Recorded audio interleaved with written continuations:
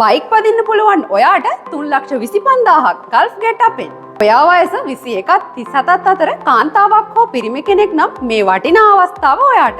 Dubai රාජ්‍යයේ bike rider රැකියාව බැරතු 200ක් gulf gate අපෙන්. අප්‍රේල් 11 වන දින මහා සම්මුඛ පරීක්ෂණය.